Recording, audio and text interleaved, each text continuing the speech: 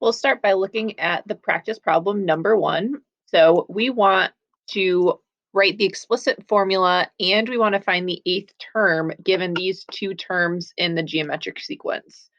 So you'll notice that these two terms, similar to what you did on Friday, aren't right next to each other. So we have a sub 3 and a sub 6, which means this is the third term in the sequence and this is the sixth term in the sequence.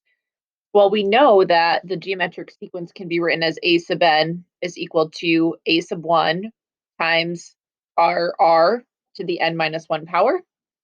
So we'll be using this formula to help us figure out what first the r value is, and then we'll go back and find the a sub 1 or the first term in the sequence. So I'm going to manipulate this formula a little bit. So we're not going to think about it as like an a sub n and an a sub 1 and n minus 1 right now. I'm going to use the numbers that are given to us. So we have a sub 3 and we have a sub 6. So what this is going to look like, and I'll write this out in symbols first. I'm going to make this look like a sub 6 is equal to a sub 3 times r to the, instead of n minus 1, I'm actually going to use these numbers that we have. We have an a sub 6 and an a sub 3. So I'm going to turn this into 6 minus 3. And I put these in a specific place.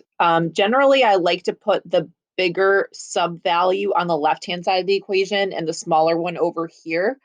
It will work if you do that switch. So if you put the a sub 3 over here and the a sub 6 over here, it will work. I just find that this is a little bit easier. And your exponents are going to follow. It's going to be the bigger one, whatever you put on the left-hand side, minus the smaller one, or whatever you put on the right-hand side. So what I'm going to do is I'm going to substitute in what I know. I know a sub 6 is 7,776. I'm going to set that equal to, our a sub 3 is 36 times, we don't know what r is, but I'm going to simplify that exponent to be just a 3. And this is going to allow me to solve for what the r value is. So algebraically, what I'd want to do here is divide each side by 36. Which over here, this will give me 216 equal to, and what I'm left with over here on the right-hand side is r to the third power. So to undo that power of 3, because I want to know what r is, I can either raise this to the 1/3 or I can take the cubed root of it. I'm just going to raise to the 1/3. Do the same thing over here, raise this side to the 1/3 power. So 216 raised to the 1/3, or the cubed root of 216 is 6. So this is telling us that our r value is 6. So that's helpful because now in our geometric sequence formula, we know what r is, but we also need to know what a sub 1 is. That's going to be our second thing that we need to do here. So I'm going to write this out again. So a sub n is equal to a sub 1 times r to the n minus 1. And what I'm going to do in order to figure out what the a sub 1 value is I'm going to pick one of these two up here. It does not matter which one you choose. Usually when I'm solving for a sub 1, I usually use the smaller one, but it's up to you what you want to do. And what I'm going to do is I'm going to say that I'm going to use my a sub 3 value. I'm looking for my a sub 1 value, so I don't want to change this. This is what I need to know in order to write that formula. I know what my r value is, and the n that I'm using here is 3. So basically, you're choosing one of your terms. Like I said, it doesn't matter which one you're using, and you're using your a sub 3 here and the 3 over here. So I know what a sub 3 is. I know that that's 36 equal to a sub 1. Again, that's what I'm looking to find here.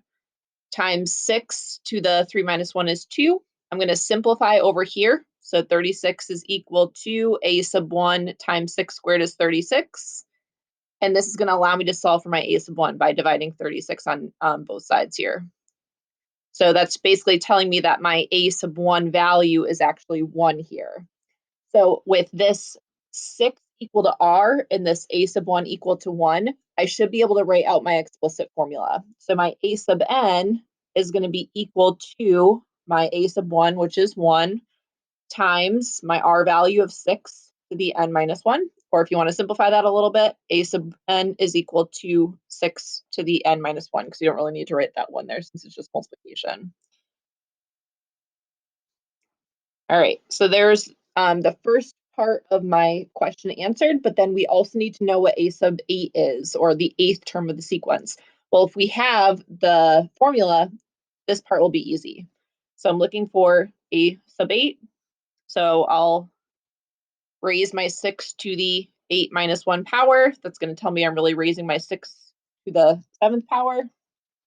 So that will tell me that my eighth term of my sequence is 279,936. All right, so now it's your turn to try some practice problems. Let us know if you have any questions.